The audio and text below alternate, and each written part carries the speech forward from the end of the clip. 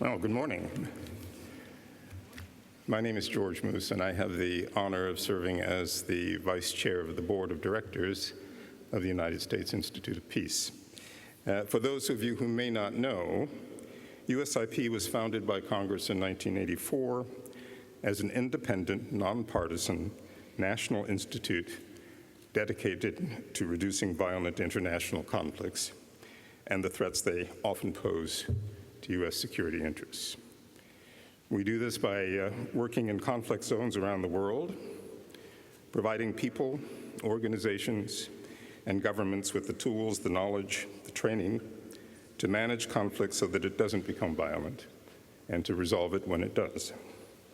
And we use our global headquarters here as a place to convene leaders, policymakers, researchers, practitioners, to inform pressing foreign policy conversations, as is the case here today. It is in that spirit that I'm especially delighted to welcome all of you here today to hear from a very distinguished guest, the Right Honorable Jeremy Hunt, Secretary of State for Foreign Commonwealth Affairs of the United Kingdom. Foreign Secretary has served in Parliament since 2005. He has held previous cabinet positions as Secretary of State for Health and Social Care and Secretary of State for Culture, Olympics, Media, and Sport. He joins us today to share his vision for Great Britain's foreign policy in a rapidly changing world where the rules-based international order is confronting a host of significant challenges. Over the past 70 years, the United States and Great Britain have played central roles in creating, elaborating, and upholding this order and the system of international institutions on which it rests. A collaboration I know firsthand, notably from my experience working with the UK in the context of the United Nations. Therefore, we are especially welcoming of this opportunity to hear the Foreign Secretary's thoughts on how we can continue to work together in the future in concert with other international institutions and partners to strengthen that order and its ability to address the urgent needs of an increasingly interconnected global community. Following his remarks, the Foreign Secretary will take a few questions from the press. He will then be joined on stage by the Institute's Executive Vice President, Bill Taylor, for a moderated conversation before opening the floor for your questions. For those of you joining us via webcast, we encourage you all to follow along and contribute to today's conversation on Twitter and Facebook using #USIP. Without further ado, it's my honor and privilege to welcome the Foreign Secretary to the stage and to invite you to join me in welcoming him to USIP. Secretary.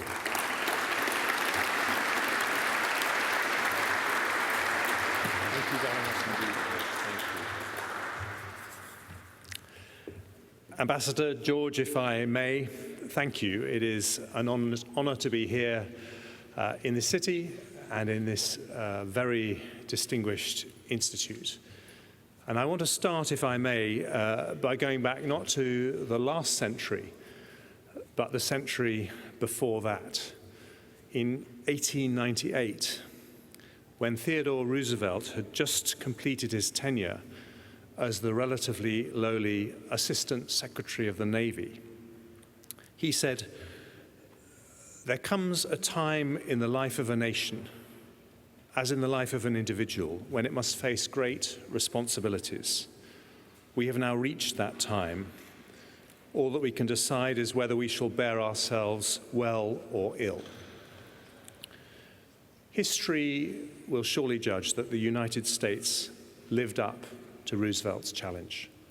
Thanks to wise decisions made by him and his successors, strong American leadership has put in place a global order that has led to unparalleled peace and prosperity. No small part of that contribution has been made by the United States Institute for Peace and I'm privileged to be making these comments here today. This period in our history has seen not just the defeat of fascism and communism, but the emergence of an international order based on the application of law rather than might. And the result? An exponential growth in trade, leading to extraordinary advances in economic and social prosperity across the globe. This is borne out by virtually every indicator, even if they struggle to capture the headlines. For example, notwithstanding terrible recent bloodshed in Syria, the number of conflict-related deaths has fallen from 5 per 100,000 people across the globe in 1984 to just 1.2 people per 100,000 in 2016. At the same time, average life expectancy has risen from 31 in 1900 to 72 last year. And if you look at the poorest countries, you see even more spectacular progress. When I was born in 1966, half of humanity lived in extreme poverty. Now it's just 9%, with 137,000 people emerging from this condition every single day over the last 25 years. It's probably not hyperbole to say that this period has been the most productive and successful in the 300,000 years that Homo sapiens has existed. But how confident can we be that this democratic, political, and economic order, which has done us so proud, will actually be sustained? After the fall of the Berlin Wall, many assumed that we'd reached the end of history, that Western liberal democracies were so obviously the best way of running a society that no one would ever question their uniquely successful combination of economic and political freedoms. Indeed, what we used to call Western values have in some ways become universal, adopted by citizens in Africa and Asia as much as Europe and America. But we do now know that such unalloyed optimism was misplaced. Not only is our democratic model declining in attractiveness for too many people, but globalization itself appears in retreat. Whilst in the 30 years after 1970, the number of democracies grew from 32 to 77, in the period since 2006, freedom has been in decline. According to Freedom House, 71 countries suffered net declines in political rights and civil liberties just last year, and less than half of UN member states are designated free. 4 developments in particular should give us cause for concern. Firstly, the established rules of international conduct are repeatedly being flouted by major countries like Russia. The seizure of Crimea in 2014 was the first time that territory has been annexed in Europe by force of arms since 1945. But in fact, it was not the Kremlin's first territorial incursion this century, which was the invasion of Georgia in 2008. At the same time, we've also seen the open flouting of international norms on the use of chemical weapons by both Russia and Syria, in contravention of the Chemical Weapons Convention of 1997, to which both countries are parties. As a result, hundreds have died horrific deaths in Syria. And this March, the Russian government even used a banned nerve agent on the streets of Salisbury in Britain in an attempt to assassinate Sergei and Yulia Skripal. One British citizen was tragically killed as a result. Such aggressive and malign behavior undermines the international order that keeps us safe. And of course, we must engage with Moscow, but we must also be blunt. Russia's foreign policy under President Putin has made the world a more dangerous place. The second challenge is the changing East-West balance of power. By 2030, China is forecast to overtake America as the world's biggest economy. 800 million Chinese have lifted themselves out of grinding poverty, surely something everyone should welcome. By 2050, China and India are projected to account for a greater share of global GDP than the G7, compared to less than half of that level today. But with economic power comes political responsibility. And whilst China has been vocal in its support for some features of the existing system, particularly elements that enable it to trade freely with the world, it's been less supportive in other areas, refusing, for example, to oppose Russia's annexation of Crimea or support measures to strengthen the international ban on chemical weapons. Our hope must be for consistent, strong backing from China for the international rules-based order. And the key will be to get the right balance of competition and cooperation so that we can secure shared objectives wherever possible. Then there is the third challenge, namely the fraying domestic support for democratic systems in our own countries. Since the financial crash of 2008, many voters have started to question globalization and reject political leaders they associate as defending it. This is combined with a sense that attempts to export our own economic and political model to countries like Iraq have ended up as spectacular failures. Disenchantment is so bad that, according to one poll, 1 in 10 people in Europe and 1 in 6 in America think it would be a good thing for the army to rule. Added to which are basic challenges to the plumbing of our systems. The heart of any democracy is freedom of expression, which allows citizens to access independent information to help decide who to vote for. But the ubiquity of fake news, social media targeting, and foreign attempts to manipulate elections have undermined confidence that this can actually happen. The result is cynicism about both democratic systems and the elites who run them. A cynicism that will be fueled further if companies with a global reach such as Google were to accept censorship as the price of entry into the Chinese market.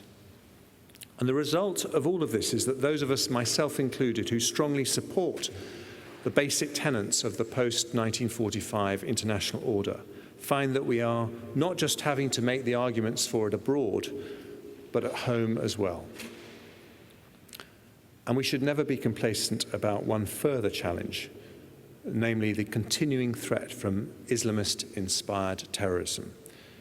This continues to use distorted religious dogma to reject the entire basis of the international order, including the modern state system itself, which they would like to replace with a so-called caliphate. Since the dark days of 9/11 in New York and 7/7 in London, we have made great military progress towards defeating extremist organizations. But truthfully, we've made far less progress in understanding why those movements arose in the first place so we can prevent their re-emergence.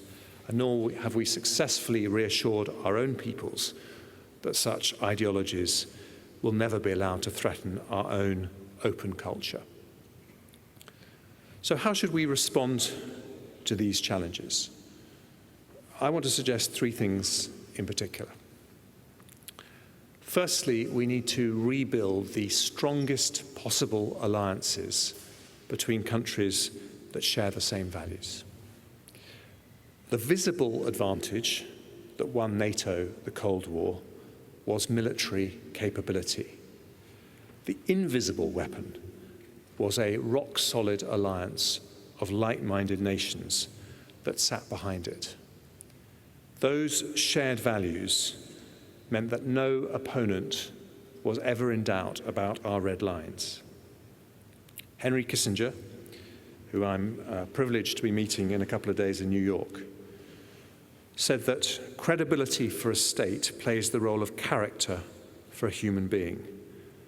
It provides a guarantee that its assurances can be relied on by friends and its threats taken seriously by adversaries. But instead of building up our credibility, we've been weakening it. A limp response to Russia's intervention in Georgia in 2008 can only have made the 2014 annexation of Crimea more likely. Our failure to respond to Assad's use of sarin gas in 2013 must at least be part of the reason why he chose to use chemical weapons again in 2014, 2015, 2017, and in April this year. Not every hostile action constitutes the crossing of a red line, and we will always need a graduated menu of responses. But the strengthening of our credibility in support of a rules-based international order must become a central goal of foreign policy. Those who don't share our values need to know that there will always be a serious price to pay if red lines are crossed, whether territorial incursions, the use of banned weapons, or increasingly cyber attacks. And part of that credibility comes from unity. We showed that this year with a strong, united response from 28 allies to the use of chemical weapons in Salisbury. 153 Russian intelligence officials were expelled, including 60 who were removed by the United States, more than any other country. And the US has since gone further by announcing sanctions. Combined with the decisive US military response to Assad's use of chemical weapons in Douma in April, joined by Britain and France, we can see that the red lines on chemical weapon use have started to regain credibility. And today the United Kingdom asks its allies to go further by calling on the European Union to ensure its sanctions against Russia are comprehensive and that we truly stand shoulder to shoulder with the US. That means calling out and responding to transgressions with one voice, wherever and whenever they occur, from the streets of Salisbury to the heart of Crimea. We need to remember the importance of unity, not just on this issue, but on other issues too, whether it's halting the malign influence of Iran, ending the conflicts in Syria and Yemen, denuclearizing the Korean Peninsula, or fair burden sharing within NATO, where President Trump is surely right to urge higher defense spending by European allies, as Britain is doing.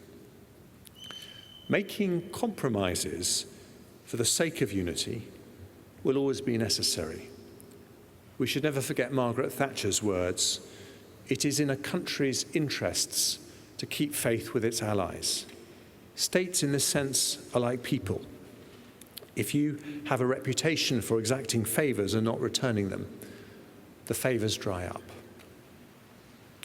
And one of the biggest threats to European unity would be a chaotic no-deal Brexit. Britain would, of course, find a way to prosper, and we've faced many greater challenges in our history. We will always be a dependable ally for the US and all countries that share our values. But the risk of a messy divorce, as opposed to the friendship we seek, would be a fissure in relations between European allies that would take a generation to heal, a geostrategic error for Europe at an extremely vulnerable time in our history. So as I've been saying to European governments, now is the time for the European Commission to engage with an open mind with the fair and constructive proposals made by the Prime Minister. For all of us, the United States, the European Union and the UK, the strategic choices we make on these issues will have a profound impact on the solidity of our democratic and economic systems. In the face of these new challenges, now is surely the time to rebuild the unity of purpose we know is essential.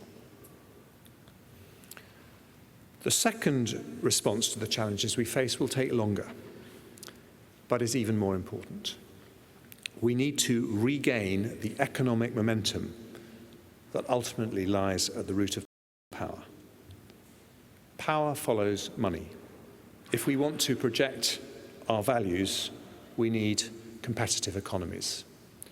Professor Paul Kennedy of Yale University defined the process of rise and fall amongst the great powers as being the result of differentials in growth rates and technological change leading to shifts in the global economic balances, which in turn gradually impinge upon political and military balances. Britain, of course, knows this well. In the 19th century, thanks to the Industrial Revolution and the invention of steam-powered mass production, we eclipsed all of our rivals and became the first truly global power in history. Now, of course, as poorer countries develop, their share of global wealth will increase, and we should welcome that. But we also need to stay in the game. Recent improvements in US growth rates are encouraging, but all of us need to play to our strengths. Free and open societies are not just the best hedge against the corruption that disfigures and constrains economic growth in so many countries, they're also the natural incubators of innovative technological advances that power modern economies. As John Stuart Mill put it, genius can only breathe in an atmosphere of freedom. Of the top 10 countries in this year's Global Innovation Index, nearly all are liberal democracies. Britain is fourth, the US comes sixth, and those two countries account for 19 of the world's top 20 universities. Now, China's astonishing march into AI and robotics show that our leadership in creativity and innovation is not unchallenged. We in Britain are responding with a modern industrial strategy focused on the fourth industrial revolution and including major education reforms, along with the biggest investment in rail since Victorian times. But there's much more to do, and we must all prove in this new era that free, open, capitalist values are the key to economic renewal and prosperity. Free trade is critical to that, and the United Kingdom warmly welcomes the support from the US administration for a UK-US free trade deal. The final response to the challenges we face must be to get our own house in order. Dissatisfaction with the way society works is nothing new, although social media can make it spread like wildfire.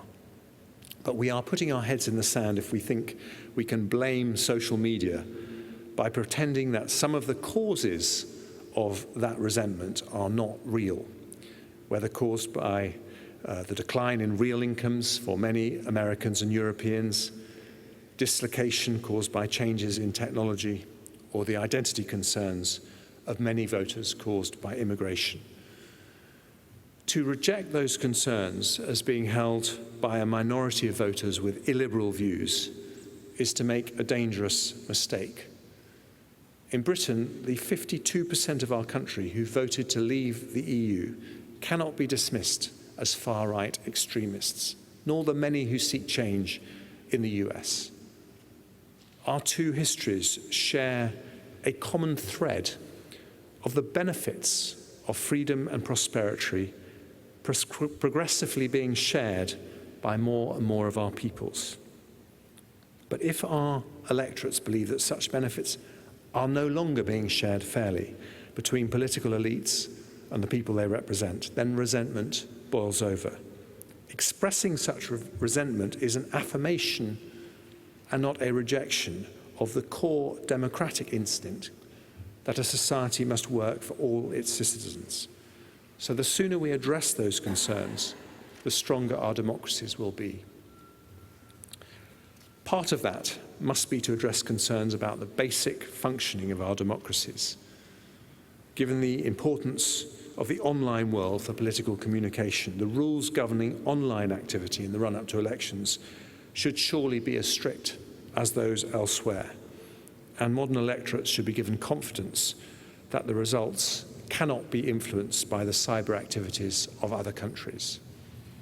At the same time, we need to restore confidence in the multilateral institutions whose job is to protect the stability of the international order and the values it depends on. No one understood the importance of this task better than Kofi Annan, a humane and principled leader who embodied the best of the UN during his 10 years as Secretary General and whose death last Saturday we all mourn. but he would have been the first to acknowledge that all too often those institutions are seen as talking shops with little capacity to engineer real change. And given that they sit at the heart of the international rules-based order, the UK and US must continue to make common cause to progress bold and necessary reforms. These are just three of the many possible responses to the challenges we face. But if the issues seem daunting, history also tells us that nothing is inevitable. The progress we've made didn't happen by accident, but rather as the result of extraordinary endeavour and difficult choices made at critical moments. I started with Teddy Roosevelt, so let me finish with his formidable niece, Eleanor, who said that in working for the dignity and freedom of the human race, to stand still is to retreat. Just as others before us, now is the time to move forward with clarity and purpose. Thank you.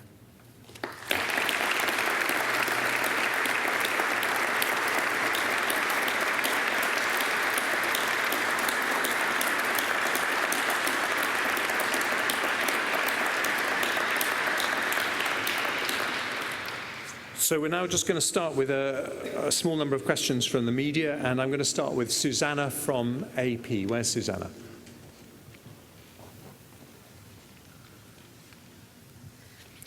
Thank you so much for doing this.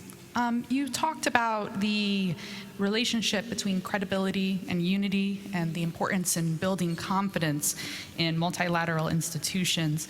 How do you propose doing this when so many countries, the UK and the US, are increasingly going it alone and withdrawing from the rules-based international order that you talked about? Well, I don't believe that either the UK or the US are doing that.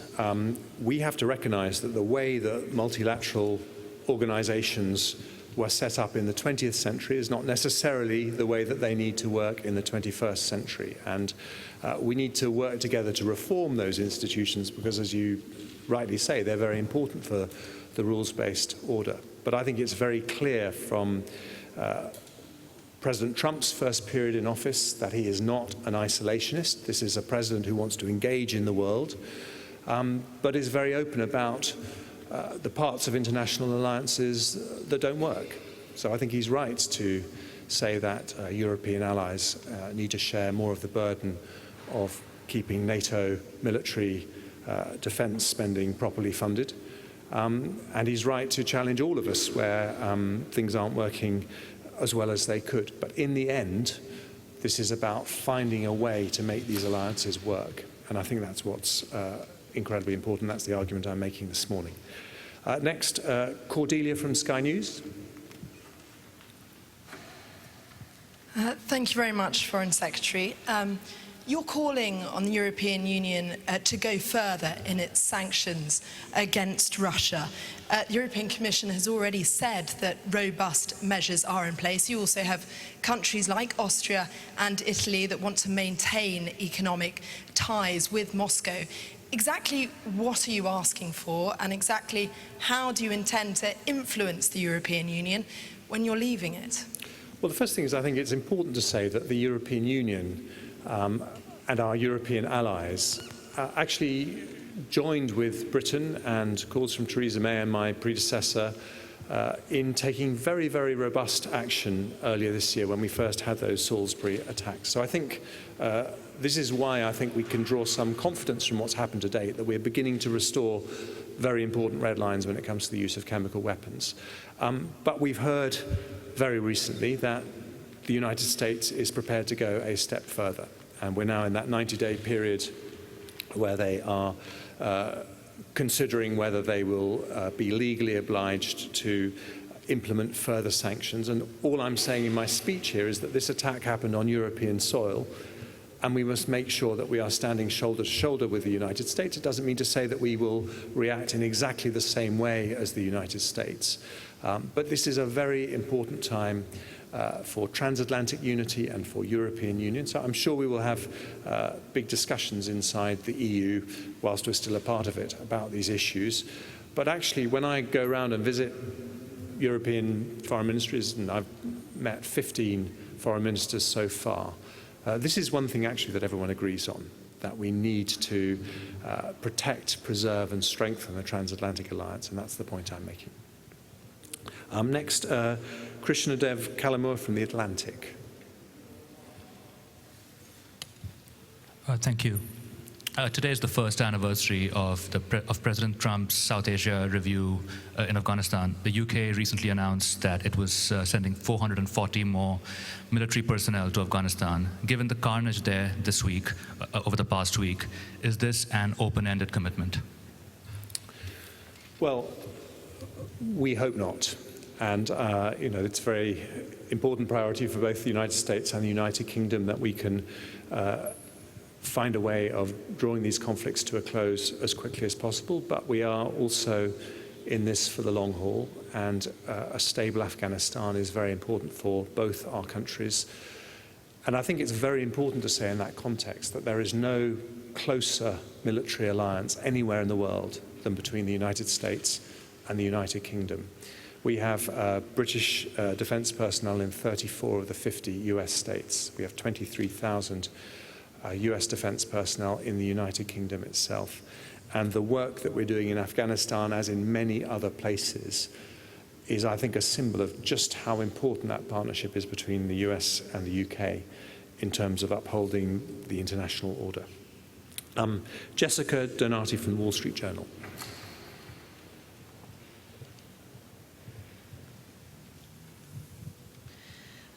Trump has been openly pushing Britain to give up on the Iran deal and to work on squeezing Iran economically through sanctions and other measures. And we were wondering if the UK is prepared to reconsider its approach towards Iran.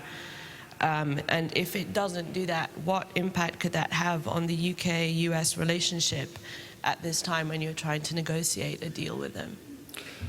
Well, you can be the closest of allies, and that still doesn't mean that you don't have things that you occasionally disagree on. And that was the case in the Cold War. There were very lively discussions between, Margaret Thatcher and Ronald Reagan at that time.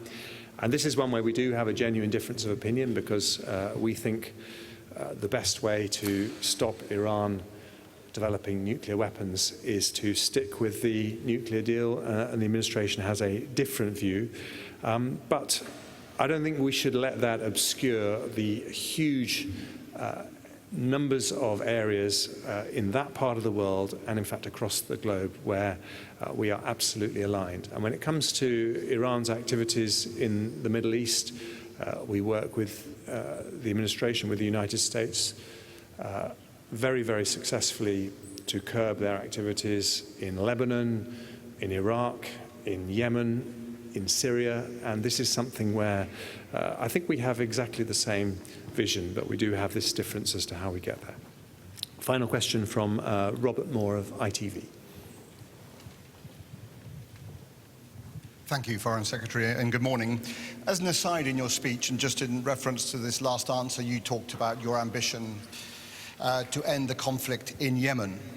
I wonder, as an incoming Foreign Secretary, as a new Foreign Secretary, how personally comfortable you are with British and indeed American weapons sales to Riyadh. I'm asking in the light of an attack that killed 40 school children, possibly a missile with a UK guidance system on it. I wonder if you're having second thoughts about that, about whether you're thinking of putting conditions on it to Riyadh, given the escalating and cataclysmic humanitarian situation in Yemen. Well, we look at that humanitarian situation with a huge amount of concern. It's impossible to see the reports of what happened in that bus in Yemen without being very concerned about what's happening. Saudi Arabia is a close military ally, and they help us keep the streets of Britain safe. And so that relationship is very important to us. It doesn't mean that we don't raise concerns about what happened with the Saudi Foreign Minister Al-Jaber, as I did last week. So that is a very important part of what I have to do as Foreign Secretary. But when it comes to the mechanics of arms sales, what I would say is that we have one of the strictest systems in the world. In Britain, we constantly keep under review the agreements under which these sales are made and make sure that they are used in a way that is consistent with the agreements made when they were sold, and that is something we'll continue to do. And last but absolutely not least, Kylie Morris from Channel 4.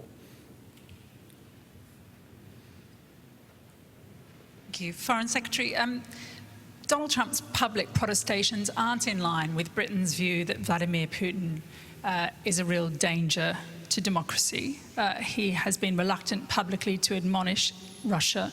Then there's his personal embrace of Vladimir Putin and his slow embrace, indeed, of sanctions.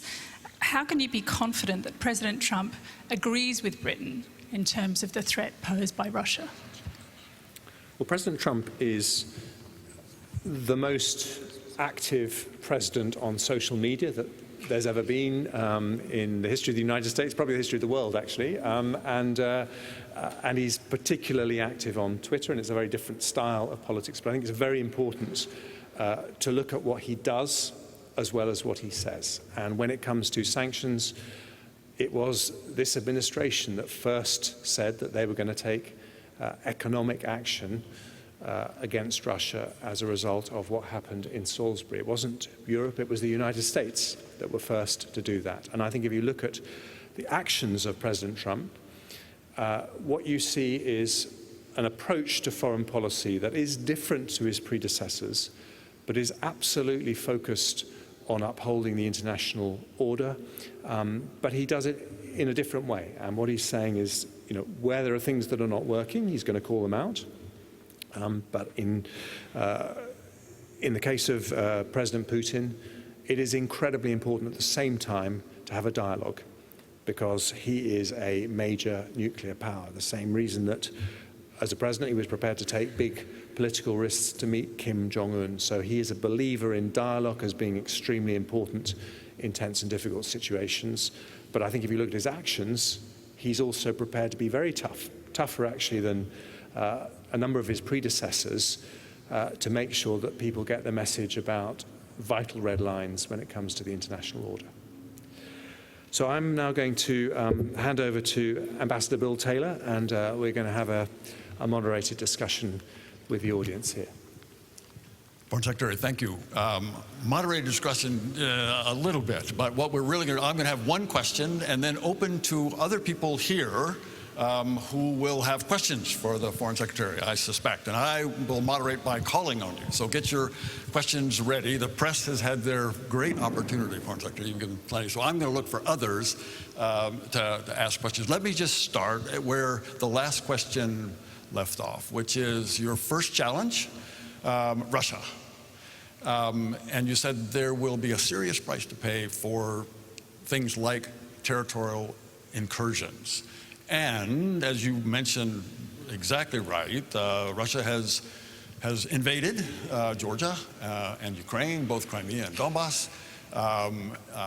So they have clearly violated these standards that we've talked about, that you've highlighted. We've talked a bit about the sanctions that the Europeans and the Americans have put on for Crimea, for Donbass, for Salisbury, for the civilian airliner that was for meddling in our elections, possibly meddling in your referendum. These sanctions have been tough, and so my question is that enough? Can we reestablish the global order as long as the Russians are still in Ukraine? Well, I think the first point to say is that the integrity of borders is absolutely essential to international order, and so that is very important. I think we also have to recognize that our quarrel is not with the Russian people, but with some of the actions by the Russian government. I believe that President Putin has not got a new strategy of global domination in the way that we were seeing from the Soviet Union, but he is testing us. And he's just wanting to see how robust and how united the West is when he tries out various things. And that is why it's very important that our response is robust and united. But if we are, then I think it's entirely possible to have positive, cordial relations with the Russian Federation. And I think that's what our ambition should be. The Institute of Peace is in favor of that. That's what we're looking for as well. Let me ask people in the audience if you've got questions. If you do, please raise your hand and identify yourselves and address your question. Sir, you do. And here's one coming from Ellie. She will bring you a mic. Thank you. Foreign Secretary, I'm Harlan Ullman. I'm chairman of a British company and had the pleasure of serving in the Royal Navy 100 years ago. Right, Kim? My question has to do with unity in the alliance. Like it or not, the size of the British military is shrinking, even if you do spend more money. We have a few problems with Turkey. Hungary and Poland are not going in the right direction. And so I really wonder what you would offer in terms of specific recommendations to strengthen the unity of the alliance. The recent summit in Brussels went so far, but almost all of those recommendations were on the margin and they were military. What would you propose to the President and the people you're going to see in the White House as specific action steps that we can take, not only to strengthen the special relationship, but unity in the NATO alliance? Well, it's a very important question, and my dad was in the Navy all his life, so I always welcome a question from someone who was probably a colleague of my dad's, if I can say that in the most respectful way. I think that what we have to do is, first of all, recognize that unity does depend on fairness. And if you have one ally, given the principal military threats that NATO was set up to counteract were in Europe, if you have the ally that happens not to be in Europe spending more than double the proportion of its GDP on defense than the majority of NATO allies, then that is going to lead to friction. And so I think it's absolutely essential that all NATO allies live up to the commitments they made in Cardiff to increase their spending on defense. And I think that that is, will be an irritant in the relationship that will only undermine unity unless we address it as quickly as we can. But I think also we should remember back to that Cold War period, and this is the argument I'm making in my speech, that the real solidity of NATO was that it was an alliance of values. It wasn't just a transactional arrangement, it was an alliance of people who shared similar values. And I think that for that reason, we need to recognize that actually the nature of the threats to the international order that we've all worked so hard for over our lifetimes is changing and increasing. And so we need to reaffirm the value of this alliance as a value of people who share similar values. Foreign Secretary, at 10:59, I'm going to go one last question if Shelley's agreed, and she does. Yes, sir. Yeah, my name is Akube Doromo. I'm from South Sudan. I'm the chairman of South Sudan United Freedom Fighters, and I help most of the organizations plus UN to Trump administration to able to sanction South Sudan, and now it's imposed by UN. My question is, in 1922, when UN gave the Britain the mandate to protect the Jewish state and the Palestinian state, they took that mandate and protect South Sudan from North Sudan. North Sudan was Islamic, while South Sudan was believing in African religion, which was good, and it was working. The same United States came back and asked Britain to unite South Sudan and the Northern Sudan. That is 1947, which is Juba Conference.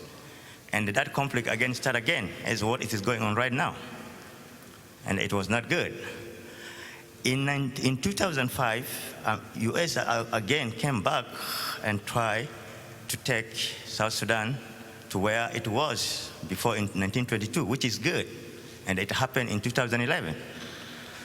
But in 2013, the leaders of South Sudan committed atrocities that never happened in the world.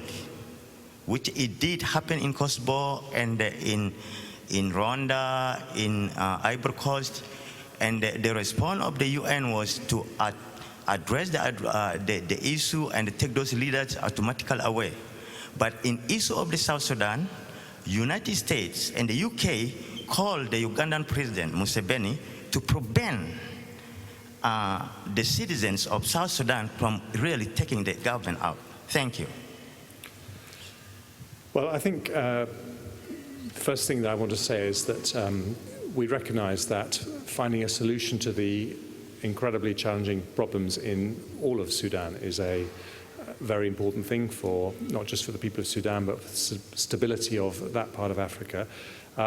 Without getting to the details of that particular situation, I think the point that you have illustrated very well is that Britain and the United States have a historic role in that region that goes back a very long time. That gives us not just a special responsibility to help solve those problems, but also a special ability to be a constructive force in solving those problems. Now, both Britain and the United States are two of the biggest military forces in the world.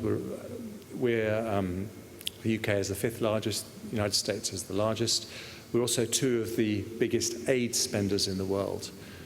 And I think engaging in the problems of Africa, the problems of Sudan, is one of the parts of the world where we can make a real difference by working together, and that's what I want to do. Foreign Secretary, let me, on behalf of everyone here, thank you very much for your comments, for your response to the questions, for being here. We hope you will come back. This has been a great opportunity for us for this interaction. Please join me in thanking the Foreign Minister, Foreign Secretary. Thank you so much, Bill. Thank you very much. Great to have you. Thank you. Ladies and gentlemen, please remain seated as our delegation departs.